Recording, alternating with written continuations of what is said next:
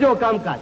બહુ જાજુ નહીં કરતા, ખાલી નીતરતા ઘીની લાપસી, થોડાક ફળ, પંચામૃત માટે ઘી, દૂધ, દહીં, એકાદ કોરું કપડું, અનાજ અને થોડોક ગોળ. બસ આટલું. મારા ખોરડે દેવીની સ્થાપના છે, અહીંયા આવીને હંધુઈ ધરી જજો. ભલે ભગત ભલે. દેવી ભગત ભુવાનો જય, દેવી ભગત ભુવાનો જય.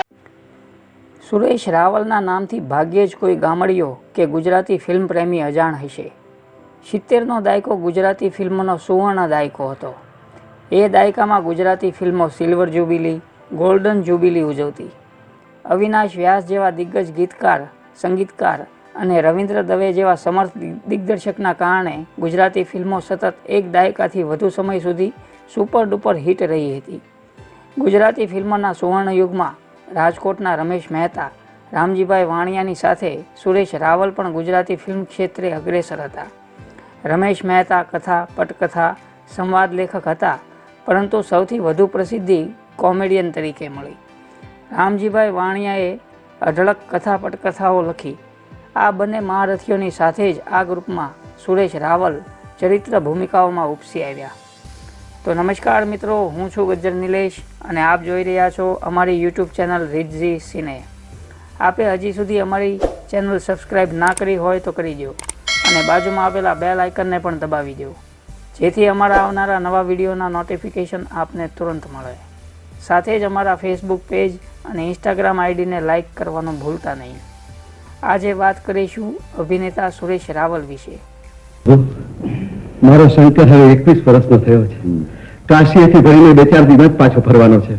જાણો છો વિષ્ણુ, ને તું એ જાણસ કે તારી ભાભી આજકાલ માંદી રહી છે અને દીકરાના લગ્ન ઝંખે છે. જ્યારે મને દીકરાના લગ્નમાં દીકરાના મોતના ભણકારા સંભળાય છે. શું જાણવું, માંદી માની અબડખા કે દીકરાનું આયખું?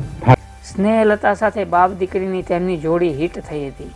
શેતલને કાંઠે, હોથલ પદ્મણી, કુંવરબાઈનું મામેરું, ભાઈબંધી, મેના ગુર્જરી, જય ખોડિયારમાં જેવી એ જમાનાની સુપરહિટ ગુજરાતી ફિલ્મોમાં મહત્વની ભૂમિકા ભજવનાર સુરેશ રાવલે રંગભૂમિમાં પણ પોતાનું આગવું સ્થાન બનાવ્યું હતું. પ્રબોધ જોશી લિખિત પત્તાની જોડ નાટક તેમને ખૂબ જ ફળ્યું છે.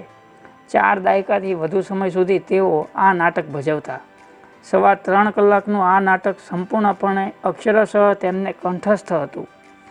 દામુ સાંગાણીનું છોકરી નોકરી તોબા તોબા નાટકની તેમની ભૂમિકા લોકપ્રિય થઈ હતી.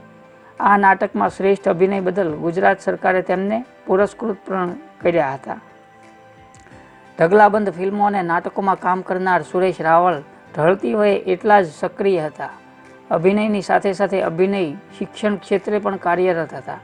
અભિનય જાણે તેમની રગે રગમાં વહેતો.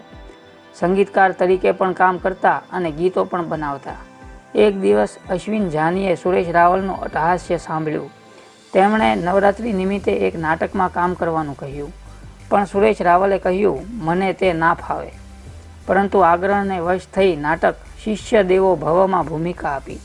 લોકોએ અભિનય વખાણ્યો અને સુરેશ રાવલને વધાવી લીધા. બસ પછી તો નાટકોનો રંગ લાગ્યો. હસુરભાઈ, આવો આવો ગંગા ભાભી. આવી તો છું ભાઈ, પણ આ ગરીબને મોઢે મોટી વાત સાંભળી કાળે મોઢે પાછી ન કાઢો તો સારું. તમને ગરીબ કહીને મારું મોઢું શું કામ કાળું કરો છો ગંગા ભાભી? રામભાઈ આયરની જાહો જલાલી અને રૂ. અરે હું તો શું ગામનું એકાદ જણ ભૂલે ને. ત્યારબાદ સૌરાષ્ટ્ર સંગીત નાટક અકાદમીમાં ડિપ્લોમા કોર્સ પણ કર્યો. આ સંસ્થામાં ત્યારે બાપાલાલ રાવલ, માર્કંડ ભટ્ટ, ઉર્મિલા ભટ્ટ, રામજીભાઈ વાણિયા માર્ગદર્શન આપતા. એ જમાનામાં શેતલને કાંઠે નાટક ખૂબ લોકપ્રિય હતું, જેમાં હેમુ ગઢવી, માર્કંડ ભટ્ટ, ઉર્મિલા ભટ્ટ જેવા દિગ્ગજ કલાકારો કામ કરતા. ધન્ય સૌરાષ્ટ્ર ધણી નાટકમાં સુરેશ રાવલનો માત્ર એક જ સંવાદ હતો. ત્યારે તેઓ વિદ્યાર્થી હતા એટલે મોટું પાત્ર મળે નહીં. ધન્ય સૌરાષ્ટ્ર ધણી નાટક પણ એ જમાનામાં ખૂબ જ લોકપ્રિય થયું હતું. 50ના દાયકામાં રાજકોટમાં આકાશવાણી આવ્યું. આકાશવાણીમાં કામ કરવા સુરેશ રાવલે ફોર્મ ભર્યું. કેટલાક લોકોએ કહ્યું કે તમારો અવાજ તોતડો છે, આકાશવાણીમાં તમારું કામ નહીં. હરસુખ કિકાણીએ રેડિયો નાટકમાં ભૂમિકા ભજવવાનું કહ્યું. સુરેશ રાવલના પગ ધ્રુજતા હતા, પરંતુ તેમને સુરેશ રાવલની પ્રતિભામાં વિશ્વાસ હતો. ભારે આશ્ચર્ય વચ્ચે તે નાટક પ્રસારિત પણ થયું અને જન્મભૂમિમાં તેના વખાણ પણ થયા. ગુજરાતી ફિલ્મોના હાસ્ય કલાકાર અને કથા પટકથા સંવાદ લેખક રમેશ મહેતાની આંગળી પકડીને જ સુરેશ રાવલે ફિલ્મોમાં પ્રવેશ મેળવેલો.